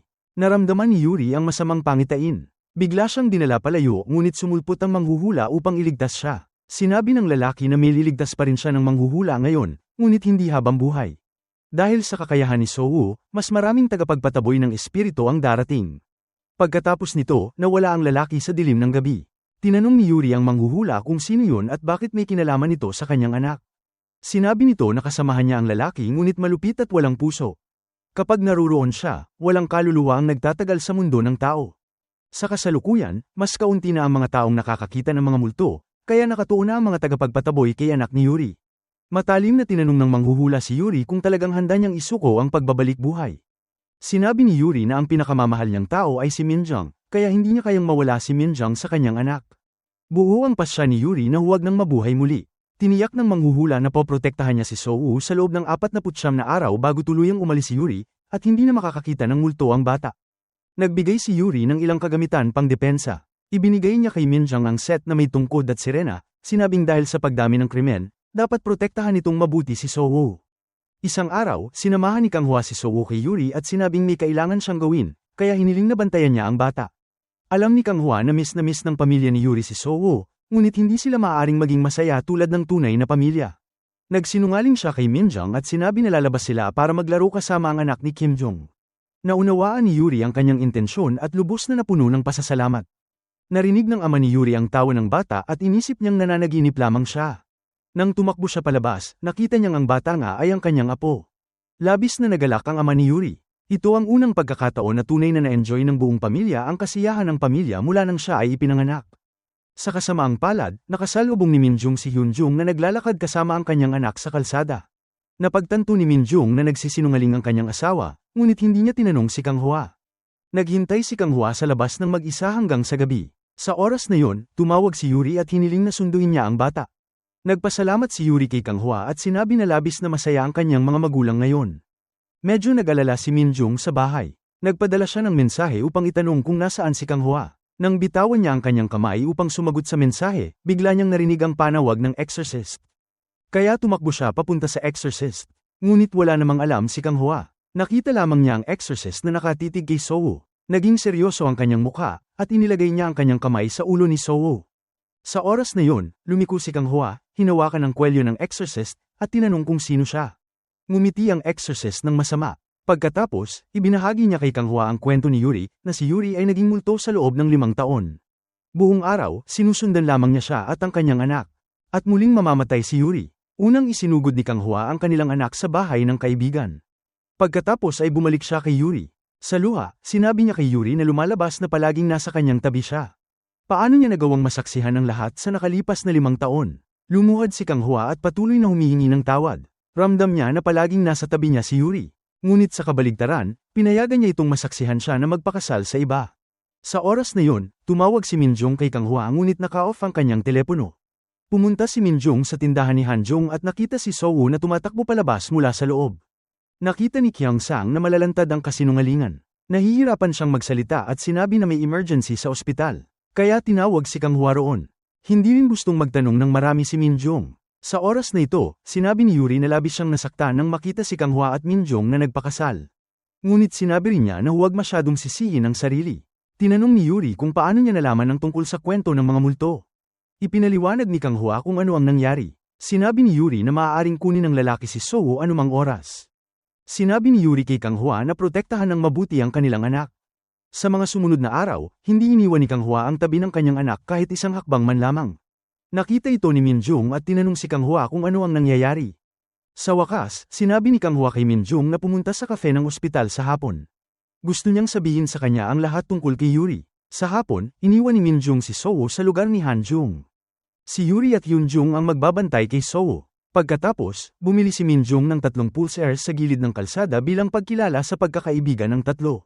Umupo si Yuri sa bangko sa parke, iniisip ang kanyang mga huling araw. Naglaro ang ama ni Yuri kasama si Soo. Ngunit nang pumunta siya upang bumili ng inumin, may nangyaring hindi inaasahan. Isang matandang babae na nangongolekta ng scrap metal ang nahulog. Agad na tumakbo ang ama ni Yuri upang tumulong. Kaya iniwan si Soo mag-isa muli. Nang bumalik si Yuri mula sa pamimili, nakita niya ang kanyang ama na hinahanap si Sowo sa lahat ng dako. Labis-labis ang pagkabahala ni Yuri nang marinig ang balitang ito. Sa oras na ito, hindi kalayuan kay Sowo, dahan-daang papalapit ang exorcist. Pumunta si Kang Hua sa cafe ayon sa schedule. Nakita lamang niya ang kanyang asawa na tumatakbo palabas nang nagpanik. Nang malaman nilang nawawala ang kanilang anak, agad silang naghanap. Madilim na, ngunit wala pa rin silang bakas ni Sowo. Nag-alala si Minjung at bumagsak sa mga bisig ni Kang Hua. Nagsisi rin si Yuri sa sarili. Umiiyak siya nang makita ang batang lalaki na multo na kamakaway sa kanya. Pagkatapos, itinuro ng batang lalaki ang slide. Tumakbo si Yuri patungo sa slide at sa wakas ay natagpuan si Sowo. Natutulog si Sowo sa loob. Lumabas na noong hapon, kasama ang tatlong kaibigang multo ni Yuri ang kanilang anak tulad ng dati. Nakita nila ang exorcist na papalapit kay Sowo. Nagbago ang takot ng tatlong espiritu tungkol sa exorcist. Umakyat ang espiritu ng lalaki upang iliis ang atensyon ng exorcist. Ang dalawa pang espiritu ay hinikayat si Sowo na magtago sa slide at huwag lumabas. Orihinal nilang plano ay maghintay hanggang magpakasal ang kanilang anak bago umalis sa mortal na mundo. Ngunit isinuko nila ang kahilingang ito upang suklian ang kabutihan ni Yuri. Kaagad na ipinadala ng exorcist ang tatlo sa Nirvana. Nalaman ni Yuri ang balita mula sa shaman. Inaasam ni Yuri na kapag siya ay nasa Nirvana, magkakaroon siya ng pagkakataon na makilala at pasalamatan ang mga ito. Umuwi si Kang Hua at sinabi kay Minjung ang katotohanan na ang yaya na samando sa kanila ay si Yuri at siya rin ay tunay na ina ni Sowo. Bumalik si Yuri sa buhay. Nadiskubre ni Yuri na may multong nakakapit kay Kyongsang. Pinuntahan niya ito upang itanong kung ano ang nagawa nito at bakit siya ginagambala ng multo. Natakot si Kyongsang at sinabihan si Yuri na huwag siyang takutin. Noon pa man ay natatakot na siya dahil alam niyang nakakakita ng multo si Yuri. Hindi niya maiwasang paniwalaan ito. Tanging pagkanta lamang ang kaya niyang gawin upang aliwin ang sarili. Pumunta siya sa bar ng kanyang asawa. Inisip ng asawa ni Kyongsang na ilang araw na lamang si Yuri bago tuluyang mawala. Agad siyang umalis at iniwan kay Kyongsang ang responsibilidad na bantayan ang bar. Natakot si Kyongsang at sinabi sa kanyang asawa na huwag itong umalis. Kung aalis siya ngayon, hindi niya kakayaning bantayan ang bar mag-isa. Nagrente si Hyunjung ng bagong sasakyan. Ipinilit niyang isama si Yuri sa isang araw ng pagpapahinga. Isa ito sa mga bihirang masayang sandali simula nang mabuhay muli si Yuri. Lubhang natakot si Kyongsang nang mag-isa. Nakita niya ang business card ng manghuhula at inanyayahan ito sa kanyang bahay para sa konsultasyon. Dumating ang manghuhula pagsapit ng gabi. Nahuli ng manghuhula ang multo sa harap ng bar. Hindi makapaniwala si Kyongsang sa kanyang nakita. Pagkatapos ay magkasama silang umupo at nagsilbing tagapagsalin ang manghuhula sa pag-uusap ni Kyongsang at ng multo. Itinanong ni Kyongsang sa multo kung bakit siya nito ginagambala. Sinabi ng multo na tanging si Kyongsang lamang ang makakatulong sa kanya. Noon ay isa siyang sikat na manlalaro ng baseball. Ang pinakamatalik na kaibigan ng baseball player, upang mabura ang ebidensya ng peking laro, ay pumatay sa manlalaro at isinulat ito bilang isang walang kabuluhang insidente. Sa huli, namatay din sa aksidente ang kaibigang nanira sa manlalaro dahil bago ito namatay, humingi siya ng payo sa kalusugang pangkaisipan mula kay Kyongsang. Mahalaga sa ina ng manlalaro ang medikal na record na yun. Kapag ipinakita ni Kyongsang sa ina ang record na yun, nangangako ang multo na hindi na siya nito susundan. Sa mga oras na yun, hindi pa rin naniniwala si Minjung na si Yuri ay namatay at muling nabuhay, kaya nagpasya siyang alamin ang sitwasyon. Maghapon na magkasama sina Yuri at Hyunjung. Nang pauwi na sila, namataan sila ni Minjung. Sinundan ni Minjung ang dalawa mula sa bar hanggang sa kanilang pinuntahan. Lumapit siya upang magpatunay. Nakita ni Minjung ang name tag ni Yuri na nakasabit sa harap ng pinto. Noon lamang siya naniwala na si Yuri ay talagang siya at tunay na ina ni Sowo. Ibig sabihin nito ay mawawala sa kanya ang lahat. Nakaupo si Yuri sa hapagkainan kasama ang pamilya at mga kaibigan, ninanamnamang matagal nang nawalang muling pagkikita. Naantig din ang ama ni Yuri hanggang sa magluha. Pagbalik ni Hyunjung sa bar, sinabi niya kay Kyongsang na malapit na muling mawala si Yuri.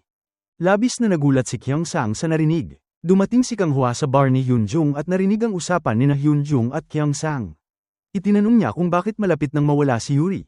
Ang pagkamatay ni Yuri 5 taon na ang nakalilipas ay lubos na nagpahapis kay Kang Hua, at ngayon ay mawawala na naman siya. Inisip ni Hyunjung na kung alam na ni Kang Hua, hindi yun masamang bagay. Ipinaliwanag niya na basta't agad bumalik si Yuri sa kanyang posisyon bilang asawa ni Kang Hua at ina ni Sowo, magpapatuloy ang kanyang buhay.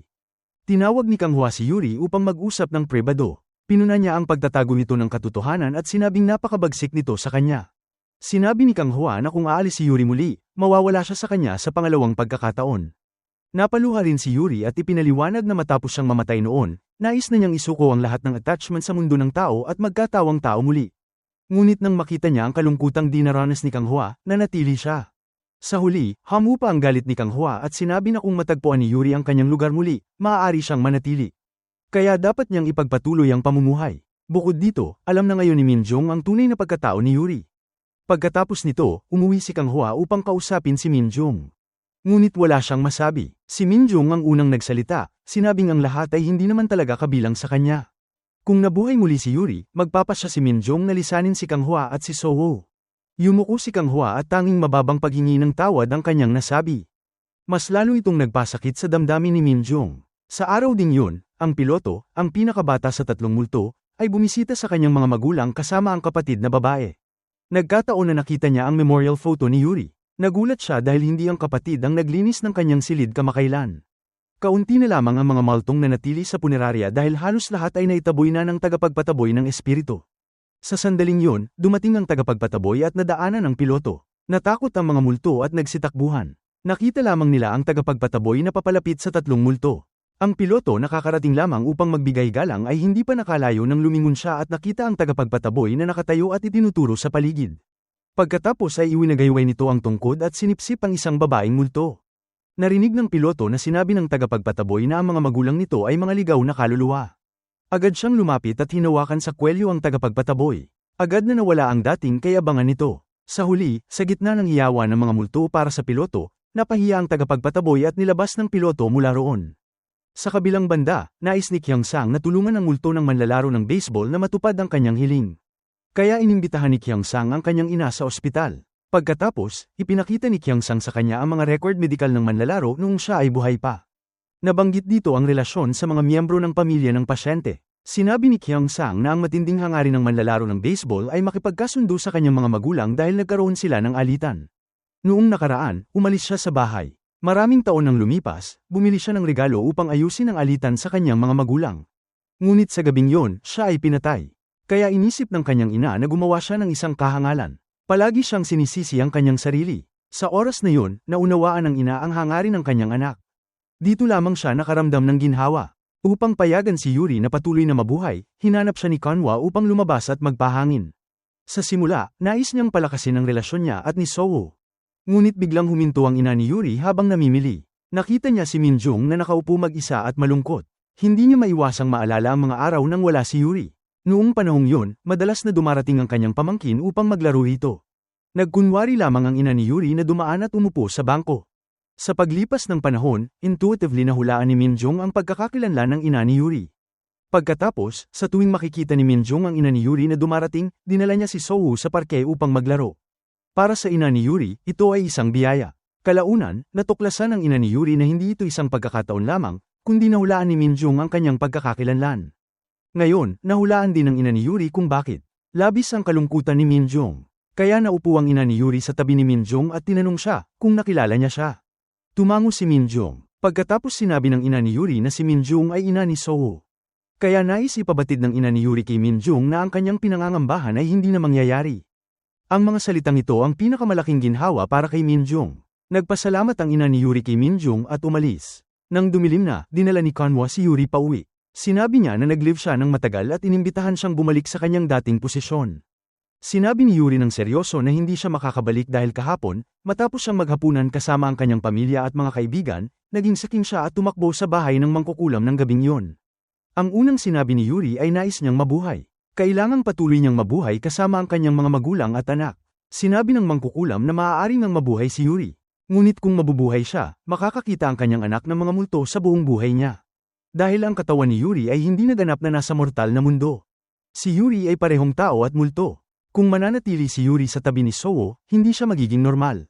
Kaya humiling si Yuri kay Kanwa na huwag siyang hadlangan. Bilang ina ni Sowo, hindi niya maaaring sirain ang hinaharap ng anak upang lamang mabuhay siya. Sa huli, hindi maiwasang tanggapin ni Kanwa ang resulta. Pag-uwi niya, maaari lamang niyang sabihin sa natutulog niyang anak na ang magandang babae sa kindergarten ang nagbigay buhay sa kanya. Umaasa siyang kapag lumaki ang kanyang anak, mapapatawad siya sa kanyang naging desisyon ngayon. Sa oras na ito, sa wakas natuklasan ng mangkukulam kung bakit nabuhay si Yuri. Kaya tumakbo siya sa templo at tumingin sa papel ng dasal sa itaas. Isa sa mga papel ay patuloy na nanginginig. Sa wakas, natuklasan niya kung bakit nabuhay si Yuri. Kinabukasan, ibinalik niya ang card kay Yuri. Ito ang hiling ng ina ni Yuri. Nakasulat dito na nais niyang makita ang kanyang anak kahit minsan lamang. Mula nang mamatay ang kanyang anak, araw-araw siyang taimtim na nagdadasal. Talaga lamang niyang nais makita si Yuri kahit isang beses dahil labis niyang namimiss si Yuri. Ang mga Diyos ang naantig sa kanyang sinseridad na muling binuhay si Yuri. Pagkatapos, tinanong ni Yuri ang mangkukulam kung ano ang magiging hatol sa loob ng 49 na araw ng muling buhay. Sinabi ng mangkukulam na ito ay isang pagsubok upang makita ng mga Diyos kung siya ay sakim o hindi. Kung iaalay ba niya si Sowu upang manatili sa mundo ng tao o hindi. Nang maunawaan ni Yuri ang lahat, nakaramdam siya ng ginhawa. Sa oras na ito, siya ay nawala ng walang panghihinayang. Nawala ang lahat sa kwarto ni Yuri sa bahay. Naramdaman ng ina ni Yuri ang kaba. Mula nang muling mabuhay si Yuri, araw-araw niyang nararanasan ang parehong panaginip kung saan nagpapalam si Yuri sa kanya. Sa huli, lumingon si Yuri at umalis. Kahit na natupad ang panaginip, siya ay nasiyahan. Sinabi niya na siya ay ngumingiti at nagpaalam kay Yuri. Sa oras na ito, bumalik si Yuri sa bahay. Tinanong siya ng kanyang ina kung bago siya muling nabuhay, palaging nasa tabi ba ng kanyang ina ang kanyang kaluluwa. Nakita na hindi pa rin sumasagot si Yuri, tila tama ang hula ng kanyang ina. Humingi ng tawad ang ina kay Yuri sa tuwing inaalala lamang ang kanyang sariling sakit. Hindi niya inasahan na ang espiritu ng kanyang anak ay palaging nasa kanyang tabi. Hindi niya dapat pinayagang makita ni Yuri ang kanyang kalungkutan. Sa oras na ito, papalabas na si Minjung kay Kang Hwa. Plano rin niyang ihatid si Sowu sa paaralan sa huling pagkakataon. Nakita lamang niya si Sowu na kumuha ng benda mula sa kanyang bulsa at inilagay ito sa kamay ni Minjung. Nakita pala ni Sowu na masama ang loob ni Minjung at inakala niyang may sakit ito. Kaya nais niyang tulungan si Minjung na gumaling. Naantig si Minjung at niyakap ng mahigpit si Sowu. Pumunta si Yuri sa pub ni Hinjung. Sinabi ni Hinjung na yon ay bigay lamang ni Minjung para kay Yuri. Ito ay pulse heiress ng pagkakaibigan na binili ni Minjung noon. Kahit na may mga hindi kapani-paniwalang pangyayari sa panahong yon, tinanggap pa rin ni Yuri ang pagkakaibigan nilang tatlo. Nang marinig ni Yuri na gusto ni Minjung na hiwalayan si Kang Hwa, agad siyang nagtungo upang kausapin si Minjung. Sinabi ni Yuri kay Minjung na huwag hiwalayan si Kang Hwa. May isang dahilan lamang, kailangan niyang umalis. Labis na nagulat si Minjung. Halo-halo ang kanyang damdamin, at malaking bahagi nito ay ang kawalan ng lakas na iwan ng kanyang kaibigan. Ngunit hindi niya alam kung paano haharapin si Yuri. Pagkatapos, nagpunta si Minjung kay Kang Hwa at sinabi ang nasa kanyang puso. Sa realidad, iniwan niya si Kang Hwa hindi lamang dahil kay Yuri, kundi dahil hindi nito kailanman binuksan ang puso para sa kanya. Nagpaumanhin lamang si Kang Hwa sa maikling salita upang matapos na. Sa lahat ng ginawa ni Minjung para kay Sowu, nagpasalamat lamang siya. Hindi kailanman nakapasok si Minjung sa puso ni Kang Hwa. Sa huli, sinabi ni Kang Hwa na umalis si Yuri ng biglaan, iniwan siya ng napakaraming panghihinayang. Kaya ayaw niyang ulitin ang parehong pagkakamali at ganoon niya trinato si Minjung. Nabigla si Minjung na sa wakas ay binuksan nito ang kanyang puso, ngunit bakit ngayon lamang sinabi? Hindi na siya muling aalis. Sinabihan ni Minjung si Kang Hwa na buong pusong ihatid si Yuri ng walang panghihinayang. May 3 araw na lamang sa buhay ni Yuri. Sumulat si Yuri ng listahan ng kanyang mga panghihinayang. Ang una niyang nais ay tuparin ang pangako na maghandog ng barbecue sa mga multo sa punerarya. Nagtaka ang waiter nang makita siyang tila nakikipag-usap mag-isa. Isinulat ni Yuri ang kanilang mga pangalan sa puting papel. Isa itong simpleng anteng-anteng na kailangan upang sila ay makakain. Noon, wala man lamang natitirang pagkain sa mesa para sa kanila, ngunit ngayon ay sobra-sobra. Taos-puso silang nagpasalamat kay Yuri. Ang susunod na nais ni Yuri ay suklian ang mga tumulong sa kanya, isa pang selosalo na makakapag-ayos ng lahat. Ang ikatlo ay ang tamasahin ng pang-araw-araw na buhay. Napagtanto niyang karamihan sa kanyang mga nais ay kumain kasama ang iba't ibang tao. Ang ika-4 ay ang magpaalam sa kanyang pamilya. Sa katotohanan, isang menu ang naisulat ni Yuri. Ang huling nais ay ang magpaalam sa taong mahal niya. Ito rin ang hudyat ng pagtatapos at mga luha sa kwentong ito. Nagkampang si Yuri kasama ang pamilya ni Hyunjung. Binigay ni Hyunjung kay Yuri ang isang liham mula kay Minjung. Nakasaad sa liham na wala siyang lakas ng loob na personal na harapin si Yuri, kaya sa liham na lamang isinulat ang kanyang nais iparating. May galit si Minjung dahil itinago sa kanya nina Yuri at Kang Hwa ang katotohanan. Nakasama rin ang panghihinayang sa pagkawala ng kaibigan. Masaya si Minjung na nakilala niya si Yuri. Nais ni Minjung na maging masaya si Yuri sa natitirang panahon. Nangako siyang poprotektahan si Sowu ng mabuti. Ang pinakaikinababahala ni Yuri ay ang kanyang anak na babae. Kaya para sa kanya, ang mga salita ni Minjung ay pinakamahalagang regalo. Pagkatapos ng hapunan, nakipag-usap si Yuri kay Kang Hwa sa huling pagkakataon. Ang kanyang pinakamalaking panghihinayang ay ang hindi nasaksihan ang paglaki ng kanilang anak at ang hindi nila pagtanda ng magkasama. Nais ni Yuri na kanyang magkaroon ng magandang buhay si Kang Hwa sa hinaharap. Kahit para lamang sa kanilang anak, kailangan niyang maging masaya. Kapag siya ay malungkot, kailangan niyang tandaan ng ngumiti at huwag malungkot. Sinabi ni Kang Hua na mamimiss niya si Yuri at itatago lamang ang masayang alaala. Ang mga bulaklak sa bakuran ay namumulaklak na. Dumating ang araw ng pag-alis ni Yuri. Sa parke, nagpaalam siya sa kanyang anak sa huling pagkakataon. Unang beses na tinawag siya ng kanyang anak na Mom. Isang pamamaalam na nagdulot ng matinding kirot sa puso ni Yuri. Bago siya umalis, dumating ang manghuhula upang ihatid siya. Sinabi nito na kakaunti lamang ang tao sa mundo na gaya ni Yuri, ang kayang magpaalam sa lahat, na isang pagpapala mula sa langit. Ngunit may isang tao pang hindi nakakapagpaalam. Ibinigay ng manghuhula kay Yuri ang isang salamin at sinabi na magpaalam siya sa sarili. Tinitigan ni Yuri ang salamin at nagpaalam sa kanyang sarili. Wala na siyang anumang pagkakabit sa mundo at mahinahong naglakad paalis. Sa wakas ng pelikula, sinabi na pagkatapos pumunta sa langit, may 2 tanong na ibibigay. Kapag sinagot mo ng oo ang parehong tanong, magiging tao ka sa susunod na buhay. Ang unang tanong, masaya ka ba sa buhay na ito? Ang ikalawang tanong, naging masaya ba ang ibang tao dahil sa'yo? Isipin ang sagot mo, iyon na ang pagtatapos ng pelikula sa araw na ito. Maraming salamat po sa patuloy na pagsuporta sa Nilagang Mani. Hanggang sa muli. Itinuturo ng Hi-Bye Mama na ang tunay na pagmamahal ay hindi lamang ang pananatili sa piling ng mga mahal natin, kundi ang kakayahang palayain sila upang maging tunay na masaya. Ipinapaalala rin ng serye na ang pagkawala ng isang tao ay bahagi ng buhay, ngunit ang mga alaala, pagmamahal at sakripisyong iniwan nila ay mananatili magpakailanman. Sa huli, ipinakikita nito na ang pagtanggap, pagpapatawad at pagpapahalaga sa bawat sandaling kasama ang ating pamilya ang siyang susi sa tunay na kaligayahan.